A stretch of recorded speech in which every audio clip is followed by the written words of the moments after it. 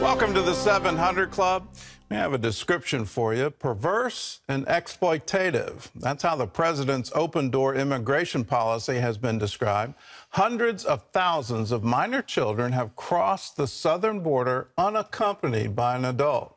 Gary Lane explains what's happening to these children and what plans the Biden administration and congressional Republicans have to reduce the flood of immigrants.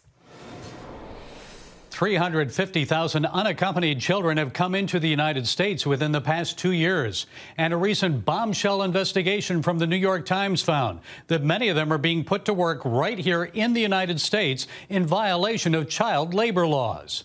This week, Domestic Policy Council Director Susan Rice submitted her resignation after repeatedly warning that the Biden administration's open-door policy is enticing parents to separate from their migrant children and send them across the border unaccompanied.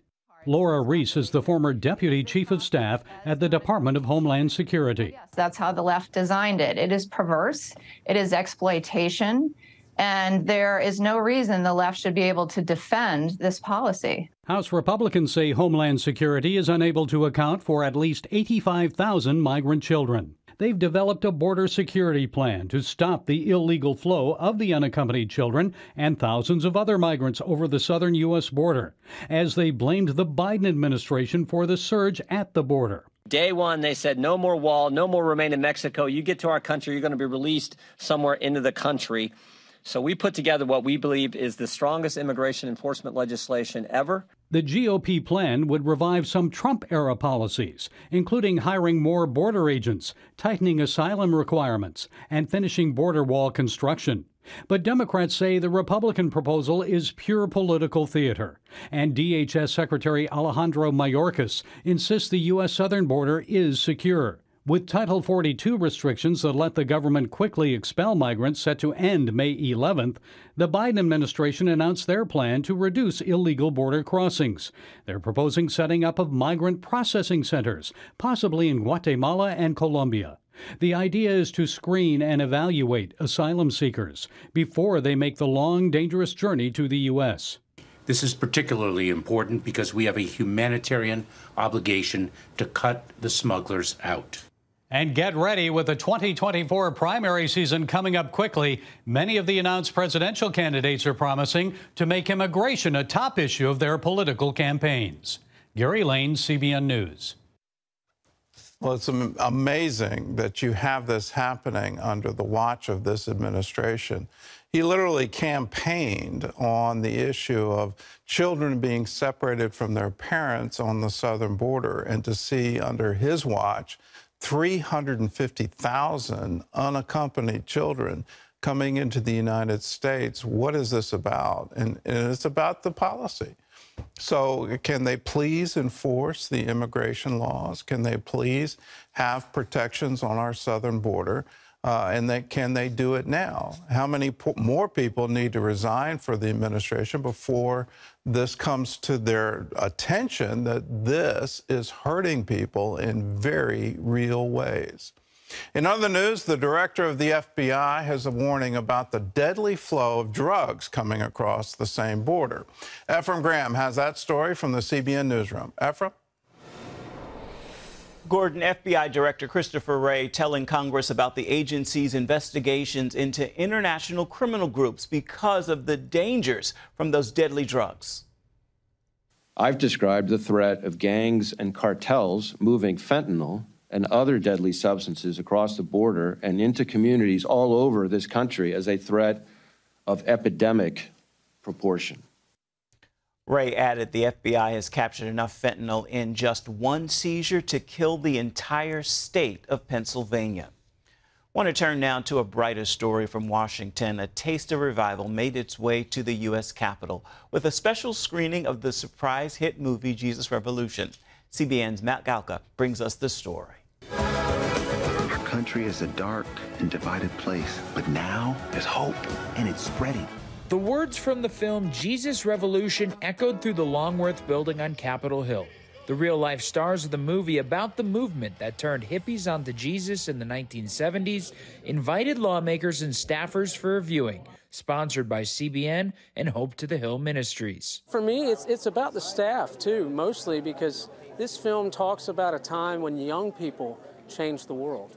And God has often used young people, and so you know this, and many people understand that work around Washington, D.C., that young people run this country. 25-year-olds and under are the ones that are the staffers here on the Hill. And I believe that if God can get a hold of their hearts, it's amazing what he can do with people that are wholly given to him. Kelsey Grammer plays Pastor Chuck Smith, who welcomed young people to his Calvary Chapel in California. It doesn't get old because I like to watch it with other people. Harvest Christian Fellowship pastor Greg Laurie and his wife Kathy found themselves as part of the revolution. This is a fresh story, and I think there's a lot of parallels between the Jesus Revolution days, i.e. early 70s, and today. So many parallels, so many similar problems that we were having back then that we're having now in an amplified way. So I think this message is really relevant for this moment in time. The movie's message of revival resonated with members of Congress in attendance. For those of us who serve on Capitol Hill, who are followers of Jesus, that are praying for a move of God again in our land, it's wonderful to be able to have this movie come and share about when it happened before and to plant those seeds and stir hearts. I think it's super encouraging for us. It gives us hope for our country. I mean, obviously we're in the political realm, but the real solution is spiritual. The solution for our country, not political. Jesus Revolution made more than $50 million at the box office with a budget of just around $15 million. And even though it was a big success, Pastor Greg says there are no plans for a sequel yet. At the Capitol, Matt Gelka, CBN News. A major international spiritual effort is coming next month as thousands of ministries around the world will unite in prayer for Israel. As Chris Mitchell reports, many believe this historic initiative couldn't be happening at a better time. Mike Bickle of the International House of Prayer in Kansas City explains how this call to intercede for Israel began. We began a call on March 7th, about 6 weeks ago. And the call, in essence, was to call 1 million people to pray 1 hour a day for Jerusalem for 21 days. It begins May 7th and runs through the 28th. Bickle says the response to this call has now gone viral and global. Well, it's blown up on us, and we did not understand that. We quit counting at the 1 million mark about April 1st, at the 3 weeks after giving this call. And there's thousands of ministries participating in this at this point in time. I'm guessing well over 5 million will participate. A website, Isaiah62fast.com, not an International House of Prayer website, has been set up as a place where ministries from around the world can provide their information so people can find a participating ministry in their region. We want to inspire and be catalytic in an escalation of the global conversation of the biblical narrative for Israel. So we're going lots of ministries talking to lots of new people about it. And we have right now 100 languages this is translated in. The scripture chosen to focus on during the time of prayer is Isaiah chapter 62. It's 12 verses, line upon line, glory of God for Jerusalem. I don't know of any other chapter that has more divine information about God's purpose for Jerusalem than Isaiah 62. Bickle expects this fast will accelerate global prayer for Jerusalem. But let's go forward a year from now, 2 years from now. Those 5 or 10 million people, they all have 2 or 3 friends. So a year from now, there'll be 20, 30, 40, 50 million people in this conversation about the biblical narrative for Israel. Bickle believes that number may eventually grow to as many as 100 million Christians praying for Israel. The initiative will culminate here on the southern steps of the Temple Mount on the day of Pentecost, May 28th.